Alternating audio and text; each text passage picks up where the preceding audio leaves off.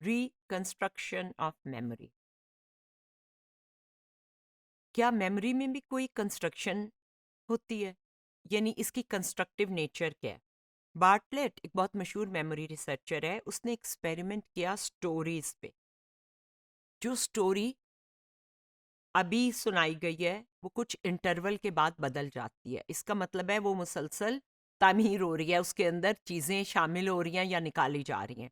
ये शऊरी या conscious level पे या जानबूझ के नहीं किया जाता।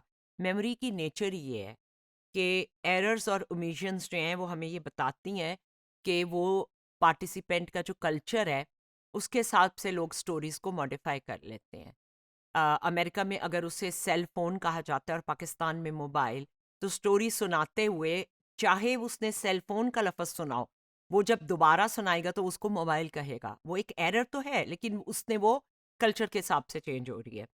स्कीमा, स्क्रिप्ट और नतीजा जो हम निकालते हैं, इन्फ्रेंस, ये भी हम इन्फ्लुएंस करते हैं कि हम स्टोरी को किस तरह नए तरीके से बयान कर रहे हैं या उसमें क्या चीज़ें शामिल कर रहे हैं जो कि असल में हमारे हाफजे में, मेमोरी में नहीं थी। एक बड़ा फेम एक्सपेरिमेंट है बिकमिंग फेमस ओवरनाइट। वो ऐसे था कि उन्हें कुछ लोगों की पिक्चर्स दिखा दी गई, उनमें कुछ मशहूर थे, कुछ नहीं थे, और बाद में जब दोबारा अगले दिन ही टेस्ट किया गया तो एक रात में जो लोग मशहूर नहीं थे और उन्होंने कहा था कि जी ये मशहूर नहीं है, अगले दिन उन्होंने कहा कि हाँ ये तो मशहूर व मारूफ शख्सियत है। वो इसलिए कि उनके दिमाग में वो दूसरी दफ़ा, उनकी मेमोरी में वो दूसरी दफ़ा रिपीट हुए थे। तो इसको मजाक में यही कहा जाता है हमारी रिसर्च में, या ट्रूली के becoming famous overnight. Constructive nature of memory हमारी जो क्रिएटिव साइड है कॉग्निटिव प्रोसेसेस की, उसको शो करती है, उसे रिफ्लेक्ट करती है। इसके ज़रिए हम लैंग्वेज को अंडरस्टैंड कर सकते हैं, प्रॉब्लम सॉल्व करते हैं और डिसीजंस करते हैं। क्योंकि अगर ये सिर्फ रट्टा होता और कंस्ट्रक्शन ना होती और मेमोरी अपने तौर पे काम करके चीज़ों को अमेंड ना कर सकती, तो हम ये क्रिएटिव काम ना कर सकते।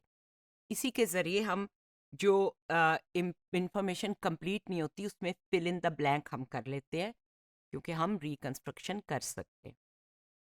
सबसे ज़्यादा जो एक्सपेरिमेंट हुआ है रिकंस्ट्रक्शन ऑफ मेमोरी का, वो आई विटनेस टेस्टिमनी पे हुआ है।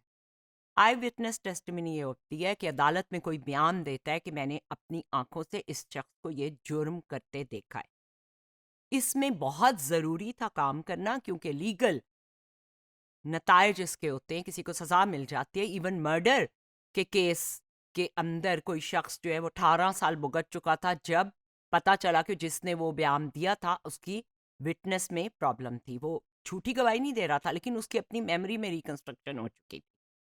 इसमें फेमिलियरिटी की वजह से भी होता है, किसी को वहां नहीं देखा, कहीं और देखा था, लेकिन मेमोरी ने वो तस्वीर वहां दिखा दी जहां पे कत्ल हुआ है। एरर्स ड्यू टू सजेशन, जब कोई आपको कहता है ये वहां आया था ना, इसको आपने देखा था जब ये जा रहा था चोरी करके, तो वो आपकी मेमोरी में शामिल हो जाता है वो सवाल। तो आप उस सजेशन के अंडर भी अपने आप को यकीन कर दिला लेते हैं कि वाकई मैंने देखा था। फोकस ऑफ अटेंशन से भी होता है। जब कहीं पे हथियार हो तो आप हथियार पे फोकस करते हैं, जो चला रहा है उसकी शक्ल पे नहीं करते, तो इसलिए शक्ल याद नहीं रहती। और बहुत से मासूम लोग जो हैं वो सज़ा भुगतने पहुंच जाते हैं अदालती निज़ाम के ज़रिए इन एरर्स की वजह से। इसीलिए आई विटनेस टेस्टिमनी की जो रिसर्च है वो लीगल सिस्टम में बहुत ज़्यादा अहमियत इख्तियार कर गई है, कम से कम जिन मुल्कों में ये रिसर्च हो रही है। लॉफ्टस बहुत मशहूर रिसर्चर हैं, 78 में उनके कोवर्कर्स ने ये एक्सपेरिमेंट किया था कि ये दो गाड़ियों की तस्वीर दिखाते थे, बाद में उनसे कहते थे कि जब बैंक किया रेड कार ने वाइट कार को, तो वो एक तरह की सजेशन है। और किसी को कहते थे कि जब रेड कार और वाइट कार करीब आकर रुक गई तो आप कहाँ खड़े थे, या क्या आपने ऐनक लगाई हुई थी, कोई भी सवाल। तो जो जुमला उन्होंने इस्तेमाल किया है, द कार बैंक्ड और द कार स्टॉप्ड और द कार हिट और द कार स्मैश्ड, तो लोगों ने जब बाद में अपनी मेमोरी डिस्क्राइब की तो पूछने वाले का सवाल उसमें शामिल हो गया। तो लॉफ्टस का इसके बारे में ये नतीजा था, और आज तक इसके ऊपर रिसर्च में बहुत अहमियत दी जाती है कि मेमोरी जो है वो कंप्लीटली एक्यूरेट नहीं होती, उसमें बाद में नया मटेरियल शामिल हो जाता है।